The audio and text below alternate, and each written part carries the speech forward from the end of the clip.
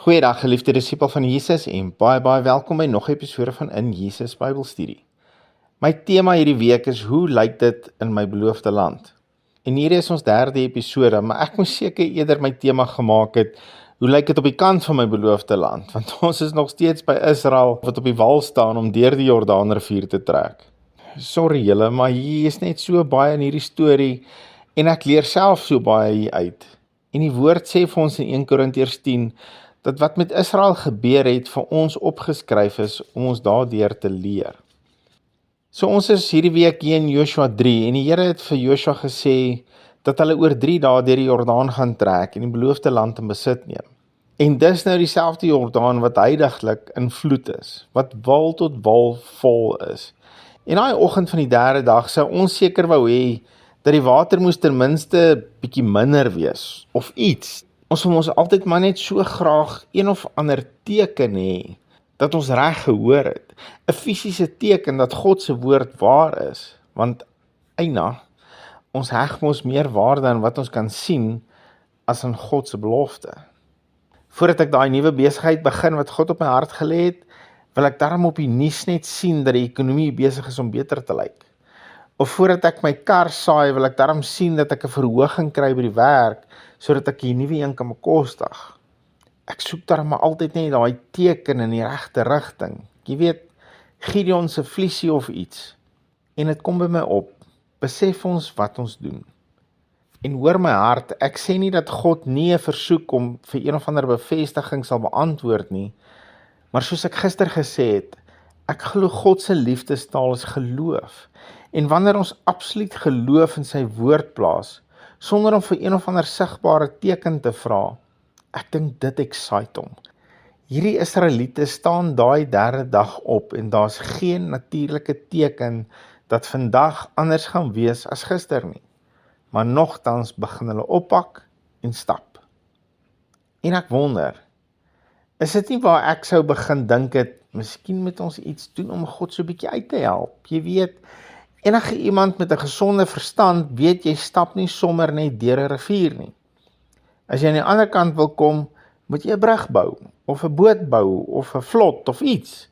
So miskien moet ons begin om hout en tou en spykers en goed bymekaar te maak, sodat ons vir God kan wys, ons is daarom slim genoeg om iets te bou. God sal seker net nou vir Joshua die bouplanne gee, maar ons moet so lank doen wat ons kan. Jy weet, jy het seker al gehoor dat mense dit sê, en dit klink so mooi en so reg. Ek moet doen wat ek kan doen en God sal die res doen. En dis tot 'n mate reg. Maak net seker dat dit wat jy besig is om te doen, dat dit is wat God gesê het jy moet doen. En dat dit nie jou eie planne is waarmee jy opgekom het, en nou verwag jy God met jou planne seën nie. Jy weet daai ding van, Vader, hier is my planne, as U net so gaaf sal wees om hier onder vir my te teken asseblief, sodat ek kan begin. Min mense sou Israel blameer het as hulle daai oggend in plaas van tente oppak, as hulle eerder begin brug bou het. Slim klomp mense hierdie mos. Maar ons weet vandag, dit was nie God se opdrag nie, en dit was ook nie sy plan nie. Hy sou glad nie tevrede gewees het as hulle begin het met hul eie planne om 'n brug of boot of vlot of wat ook al, een of ander ding van hulle eie planne aan mekaar te slaan nie. Spreuke 3 vers 5 sê, vertrou op die Here met jou hele hart en steun nie op jou eie insig nie. Vertrou op die Here met jou hele hart. Dis interessant dat hy sê ons moet op hom vertrou met ons hele hart.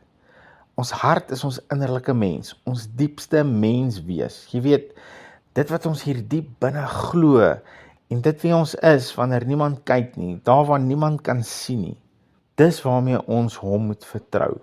En nie met ons insig nie, nie met ons gesonde verstand nie.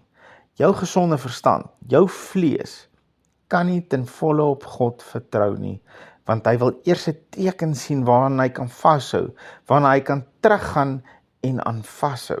Maar jou hart, as ek hierdie vers reg verstaan, jou hart het die vermoë om ten volle op God te vertrou. En wat sal die gevolg wees? Jy pak jou tas en jou tent en jy loop. Want God het gesê vandag. En as hy so gesê het, dan maak dit nie saak wat ek sien nie. Dan is dit vandag en dan begin ek net stap en ek vertrou hom om sy woord in vervulling te bring, want ek heg groter waarde aan sy woord as wat ek sien. Hoe dit gaan gebeur, is nie my verantwoordelikheid nie. My verantwoordelikheid is om te doen wat hy gesê het. Pak op en stap deur en neem jou belofte in besit. Here, dankie dat ons altyd, maar altyd kan staatmaak op u woord en dat u altyd u woord sal nakom. Dit maak nie saak hoe dit om ons lyk, of dit gunstig of ongunstig lyk nie. Hoe dit om ons lyk maak nie saak nie, Here, wat u gesê het, dis wat saak maak. Help ons om aan u woord vas te hou, help ons om die nodige waarde aan u woord te heg, wat u aan u woord heg. Sodat wanneer u sê, dis tyd om te gaan, dat ons sal gaan. As u sê, dis tyd om te bly, dat ons sal bly. En dat ons absoluut net sal doen, wat u vir ons sê om te doen.